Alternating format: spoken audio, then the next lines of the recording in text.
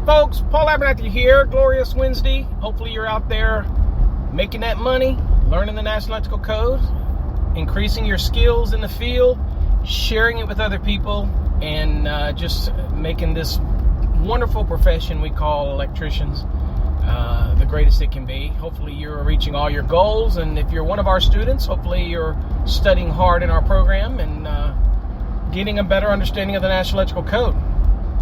So today's episode of a mobile edition of Let's Ask Paul, it'll be a short one, so you should be able to listen anywhere. And of course, you should be able to be listening, or you should be listening on our free mobile app at necchat.com. It's for free. Plus, you can also get it on our website, fasttracksystem.com. Of course, it's also downloadable on electricalcodeacademy.com, .net.org as well. So you can pretty much get it anywhere you want. So talk Meg testing today.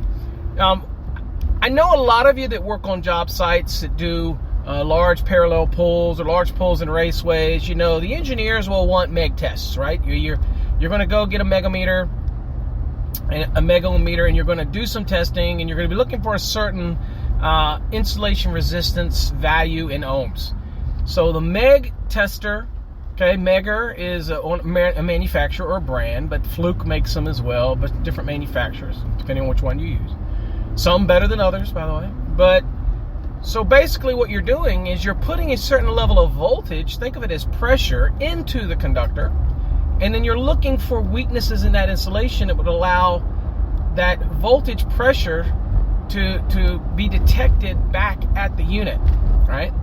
And so if the insulation is weak, then you'll get a reading back on your Megohm meter. Now here's the thing. When you look at the documents from all these manufacturers, they typically show illustrations that, and hey, I encourage Megger or anybody that from those companies who read this or watch this, I encourage you to reach out to me. I'd love to hear your side of the story of any of this. And I have talked with him before, and I'm giving you my experience based on my conversations and what I know. So the one thing about a Megohm meter is that you have to, what you put in, it's kind of like that old saying, you only get out what you put in. So typically manufacturers that test their wire are going to do it at 500 volts. That's what the standard would be in UL 83 if it was THHN, or UL 44 if it was X. We're looking for, there's tables in there. And of course, we do have the option to spark test it. You don't have to do a Meg type test, or what we refer to as a don't test. You don't have to. We use sparking to do that. So you have different options, right? But the thing about it is that if everything is insulated, that's the insulated conductors, and then the raceway is insulated, like it's PVC, not metal. Well, optimized, a Meg test would work on conductors that are insulated because you're looking for weakened insulation. But it would be okay if it had a return path like a metal raceway. So when you're testing, and we're taught this in the field, when you're Meg testing A to B, B to C, A to C, and in every phase to ground, if everything is insulated, the conductors are insulated, the equipment ground's insulated, the raceway is non-conductive, and we're not talking about a flooded or contaminated raceway, although we know underground there are going to be. But the reality is, what readings do you expect to get if you can't get a return path? And what I'm saying is, you might test one conductor, and it might be hundreds of megohms, even gigaohms. And then the next conductor you test might be 20, 30, 40 megs. And you immediately assume that it's a bad conductor, right? Now, reality is, in plenty of tests that manufacturers do, that's not the case. That doesn't necessarily mean that there's a bad conductor in there. Now, I've put out documents before explaining that if you get Meg readings that are, we call it the 2 to 99. Many manufacturers use this rule. At a certain level, it warrants an additional investigation. But typically anything above 20 megohms, even if you want to be conservative, 25 megohms or higher, it typically means the conductor's still okay. Now, the problem is many of the manufacturers, when they test their products and they're basically leave with their listing, the installation process is what can happen in damage. If you don't use bushings, you don't pull it right, you don't clean your raceways, you don't deburr it properly. There's a bunch of things that you can do that can obviously affect the insulation. But the problem is, if everything is insulated, you could even have one conductor that's damaged, but the Meg test is not going to reveal that because everything is insulated. Yes, you're going to have one conductor that's maybe low. It could be because of the catalyst in the insulation. It could be it's retaining moisture in the interstice. I mean, there's just different reasons that it could be lower. It could be capacitance that's giving that reading, allowing that current and all that to be detected in the device. And I mean, there's reasons. Okay, obviously humidity, all kinds of things can change. Temperatures can change readings. Now, if you're testing them all at the same time and you're thinking, well, how come one is low? Right? One is low, but the others are high, and I'm testing it at the exact same time. Well, it's really hard to explain because even the manufacturers can't explain it. And if they say, well, the NETA, the National, I guess it's Electrical Testing Authority, I don't even know what the damn acronym is for it, but we know NETA. They have their documents, and it says that anything under 100 megohms is basically, everybody translate that as just saying it's bad. But that's not so true, because if you look, that's really designed for things like medium voltage, where it does have a center core and it does have an outer perimeter, like a shielding or something that's different, and it's on the other side of the dielectric material. So if there's a weakness in the material, it'll be registered through that insulation or that dielectric material and detected by the outer band that is connected to the Megohm meter, right? So there's ways that would be very useful on a medium voltage or even a high voltage application, right? But we're talking low voltage conductors, all insulated. Just because we see one of the conductors gives us a fairly low reading, but then when you test that same conductor to A to B, B to C, or whatever, let's say B was low to ground, but when you check B to everything else, it's high. Then you got to say, well, wait a minute. But what if I check the others to ground and they're high? That means that there's no evidence there's a problem in the ground. But then you go B to A and there's no problem, right? Then you're sitting there going, then it's obviously there's no problem B. So when you do these tests back and forth, that's when you can identify what these anomalies may be. And you go, well, I'm going to have to make a determination that this insulation is fine, right? And that's basically what you have to do. And, just because you see one at 20 megohms doesn't necessarily indicate that it's an imminent failure. What I recommend is anytime you get something that's lower than 25 meg, and this is just Paul now, then I recommend that you do what's called a polarization index, which is different than a spot. Spot, you're testing for 60 seconds, you're taking that reading, and there you go. Boom, wham, bam, thank you, ma'am. A polarization index, so if you get a reading like that, you should immediately shift gears and do a polarization index. And a polarization index just means that you take a reading at 1 minute, and hopefully you discharge your unit before you do the test. You get a reading at 1 minute, then you get a reading at 10 minutes. You divide the 10 into the 1, and you're going to get a value. Now, since conductors are, they can generate capacitance again, but it's usually not a large amount of capacitance. And if it's in a roll, it gets more inductance, and that can be a problem, acting like a capacitor. But I think the real issue here is when it's wire and it's out, it's not going to be that much massive capacitance in itself if you're testing a roll, for example. So the thing about that, and again, I don't know how people can test the roll, because you only really have one conductor, so unless they're paralleled on there or something like that. But anyway, I digress. So the point is, when you're testing it, right, And A to B is fine, but B to ground is not. But then you do A to ground, then it's fine. But then you do A to B, B to C, and it's fine. You've got to look at that random one in phase B, let's say, as an anomaly. And if it's consistent, let's say, with other sets in the same color conductor, then it could be just the catalyst. It could be part of the production. It could be retaining moisture. It could be still curing. There's different reasons.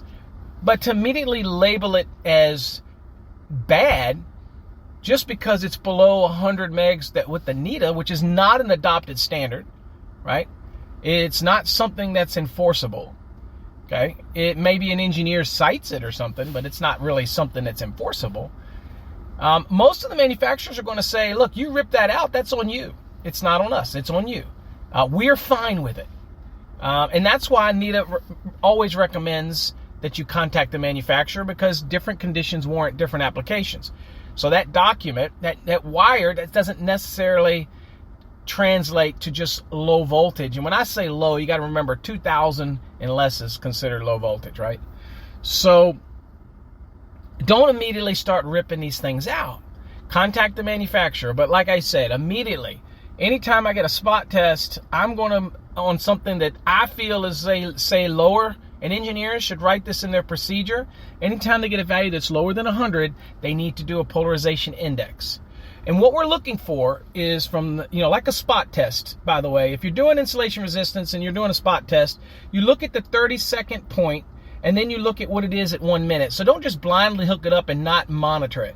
Because what we're seeing is at 30, does it plateau or does it still continue to rise? Is that what we're looking for? Does it hit its peak at 30 and you just stay there flat to the minute? Or are we seeing any continual rise? Same thing with the polarization index. Are we getting to 1 minute? Are we seeing it flattening out? Or are we seeing it rising all the way up through the 10 minutes? That type of thing. If you see an increase, then the resistance is increasing as the voltage is being applied, then that's indicative of insulation that's fine. It's not any imminent failure, right? Again, it's something that you really have to be specialized in, and really not just go and click meters on it and just, do it to make some side money or create a company and not really do your research. Contact the manufacturers and say, look, and this is a question I encourage all of you out there that do Meg testing. Contact the manufacturer, bombard the, Megohm and all of those, Fluke, they have customer support. Call them and say you want to talk to a technical person.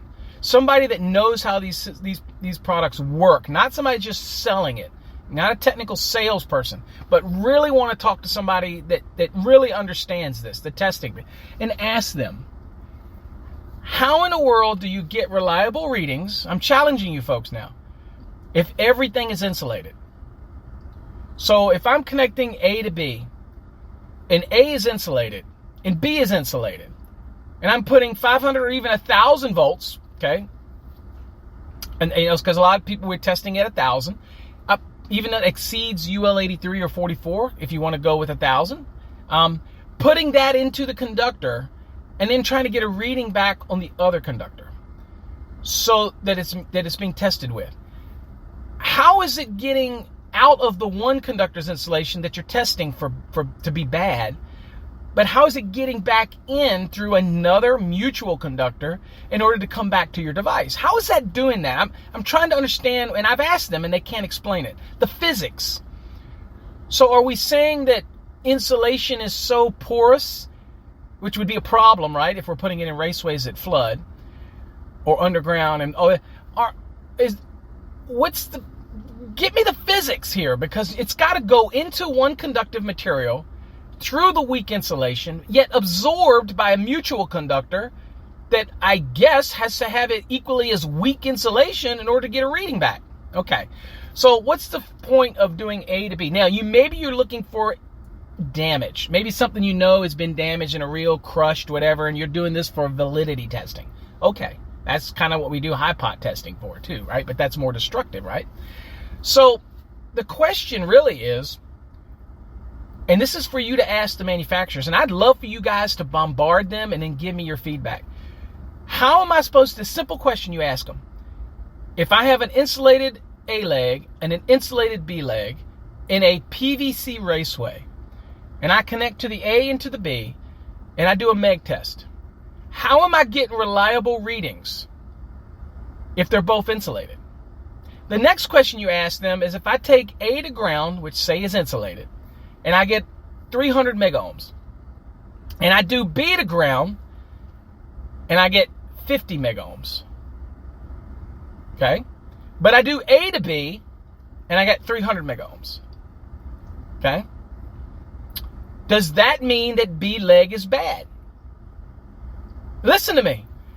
It's the same insulation to the ground if it's insulated than going A to B, right?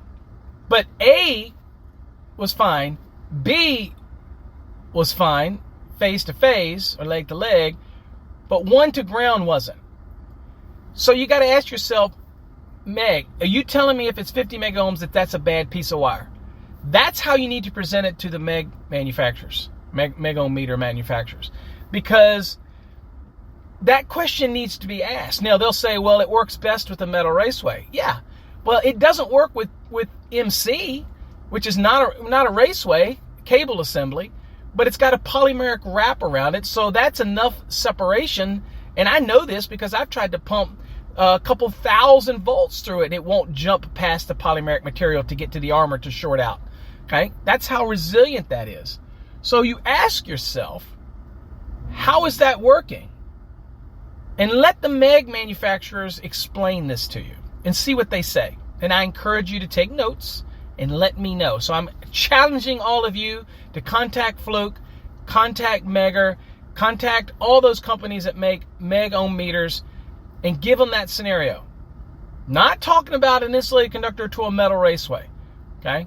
We're not talking about that. We're talking about everything is insulated.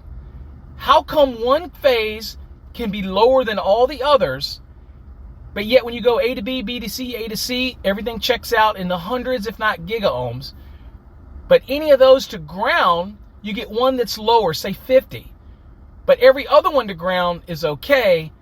How come phase to phase they're fine, but phase to ground, maybe I have one that's a little lower than normal? And what is acceptable insulations values? Ask Megger. Ask any of them what it is. I think you're going to be shocked at the answers. However, blindly, engineers out there will say that I need to have values and it has to be over 100 megohms. And just because 4 out of the 5 or 3 out of the 4 conductors measure above 100 and you get one that's lower than 100, that is not a scenario where you throw out the baby with the bathwater. It does not mean that conductor is bad. Now he's like, well, I don't care. I'm not taking that risk. Okay. Well, that's my point. That's a decision that you have to make. That's not a decision that the manufacturer needs to make because they're fine with it. That's a decision that you need to make. Okay, so that's the whole point here. Talking about Meg testing. It is what it is. I know people follow it blindly, but think about the science. Somebody explained to me how I can test A to B if both are insulated, and I'm expecting to get some value. Of course it's going to be high, but what happens if it's lower? Does that mean it's an imminent failure? No. So, again, think about it. Just because I might get a reading below 100 megohms does not mean that that conductor is bad. Now, what's too low? Well, when you start getting things that are below 20 megohms, it means you need to investigate. And typically, that's when I would immediately shift to a polarization index test on those conductors after I've discharged to make sure I've gotten rid of any capacitance. Even though that might be automatic with the meter, I want to make sure that I touch everything and discharge to ground, even the conductors. And then I do this test, and then I compare it to a polarization index. Okay? That should be your first thing that you shift to do. All right? And then consult with the manufacturer on these values. And it might be that you need to do what's called maintenance testing. Means I might say seems like it's okay. I need you to test it in 6 months. But then you might say, well, I'm not going to go through all that crap. I'm just going to rip it out and replace it. Well, that's a choice that you make. No manufacturer of wire and cable, if they get something 20, 25 megs, they're going to say, okay, we think you shouldn't use it. They're going to be fine with it because they are not adhering to NETA. They don't have to adhere to NETA. In the real world, we'd love everything to be in the gigaohms. But reality is conductors, insulation type, retention, catalysts, different materials, different conditions, can dictate certain things, right? So at the end of the day, you know what? You really need to consult the manufacturer, but I challenge you all to reach out to Megohm and Fluke. Do me a favor, all of my code warriors out there, take some time out of your day, sit down, go to their website, get their customer support, try to find an engineer and ask them the question that I ask you.